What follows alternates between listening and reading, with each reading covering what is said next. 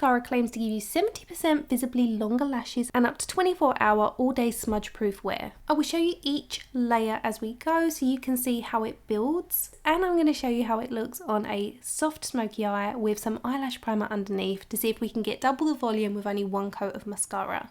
So what is the mascara, I hear you say? It is the Armani Vertigo Lift Mascara. It is priced at £29, which is $32. The formula contains arginine amino acids, which are supposed to leave the lashes feeling weightless, supple and flexible. Flexibility in a mascara for me is really important. I don't know about you, but I really hate stiff eyelashes. The wand itself has an infinity loop curved silicone wand designed to lengthen the lashes and give you a clump-free application. Now, as you can see, my eyelashes are relatively straight. They're not super straight where they go down, but they do need a good curl. My preference for a curler is this one by Refa.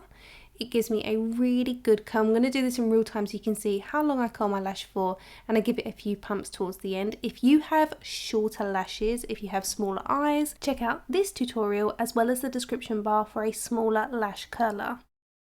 So now we have our eyelashes curled, it's time to go in with the mascara. The trick here is to really load up the root of your eyelashes, so give it a good wiggle left to right at the root, and then extend the mascara up the length of your eyelashes, but also don't forget to coat the back side of your eyelashes. This is what's going to make the most of your natural lashes by almost cuddling the eyelash. You want each individual lash to be coated 360 in your mascara, and the only way to do that is to coat the front, then coat the back, and then recoat the front, and that will help to separate all the individual lashes, but you'll notice that they look fuller quicker. You can see the tiny bristles go right to the very end of this wand, which is really helpful in coating all your tiny eyelashes, whether that be new ones at the base or the tiny ones on the inner corner or the outer corner of your eye. So this is one coat, and I'm showing you a before and after because I know many of you will prefer it just like this. This for every day is beautiful. But of course I know many of you prefer drama, and I want to see how buildable the mascara is, so we are going to go in for a total of 3 coats, which might be too much for some people. However, I know some of you love drama. So as you can see, the mascara itself is very flexible. The eyelashes have dried down, but they're still super flexible, and also you can see it comes off the skin really easily. Even with 2 coats, the individual lashes look fuller and they're not too spiky. They're definitely holding their curls. Some mascaras are quite heavy, and once you've curled them and you apply mascara, your eyelashes tend to dip. But as you can see, this is not happening today. After 2 coats, they still look fluffy and quite individually separated. On this particular eye, I am having some eyelash shedding. You may or may not know that your eyelashes go through a growth cycle, so they stay in the growing phase for a period of time and then they start to shed as a new eyelash comes through. So that is why you tend to have gaps here and there. It happens in your eyebrows as well. So sometimes we have gaps, and that is what has happened to my eyelashes on this eye, but they are growing through a lot more now. But I wanted to still show you it on this eye because this is the eye that's slightly more sparse on the inner corner. It's a little bit shorter, as you can see. So I wanted to see how that builds, because sometimes on shorter lashes it looks clumpier, so I thought this is a good eye to test it on.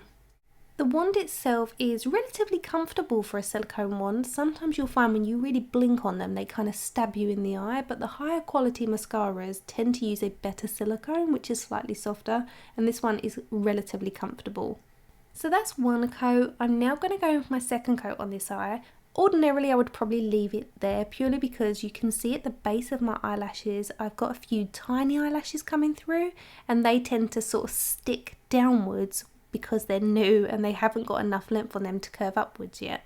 And I find that makes the mascara look a little bit more bitty, but I wouldn't really judge the mascara formula on that. As you can see, the lashes are super flexible, which means they are much more buildable. If the eyelashes become stiff and you try to apply more mascara, say you've applied your daytime mascara and you're going to go out in the evening and you want to layer that up for more drama, if the eyelashes are too stiff, they do not play ball and you end up with thick, clumpy eyelashes. So I love how this mascara looks after 2 coats, particularly just on my top eyelashes. I don't love this mascara quite as much for my lower eyelashes because you can see it's slightly more clumpy. I don't know why. I am specifically referring to this application because if you watch until the end when I apply it on my lower eyelashes when I've done my smoky eye, you can see it's a lot smoother. This is actually the second time I'm using the mascara. The first time I used it was when I filmed it with my smoky eye, so I don't know whether it's had a little bit of air in the tube and now the formula's ever so slightly thicker. It doesn't look that clumpy on my top lashes, it just, on this particular day, didn't really look so nice on my lower eyelashes. However, that doesn't bother me because I don't tend to wear mascara on my lower eyelashes that often. So this is how the mascara looks after 2 applications on my top eyelashes and a single application on my lower eyelashes. I am going to go in for a 3rd application. I know you'll be screaming, don't do it! But some of you love mascara and it does claim to be buildable. So I just wanted to see how it looks, and actually I think it still looks quite nice, especially from a distance. Not many mascaras can go for a 3rd coat without looking super duper clumpy. It is a little bit more spidery, however, I still think it looks quite nice. So I'm going to go on and just show you how it looked on a smoky eye, just while I tell you how this wore throughout the day, but also how easy or how not so easy it was to remove. So the mascara definitely dries down. You can actually touch your eyelashes and it doesn't flake, the formula doesn't move, it doesn't migrate. In the heat it didn't transfer onto my eyelid, which some mascaras tend to do in the heat, and we are having some very warm days here in the UK at the moment. Not that you would think so by the sound of my voice, because yes, I do have a cold, so I do apologise. So I was very impressed with the wear, and as I said, I like the flexibility because sometimes you lay down in the day, or like me, I might go to the osteo and I lay down in one of those little face holes in the massage chair, and when I get up my eyelashes are twigging out in different directions. But when you use a flexible mascara, they're so easy to manipulate back into shape because it almost has like mascara memory. I would also agree that it does give you lots of length.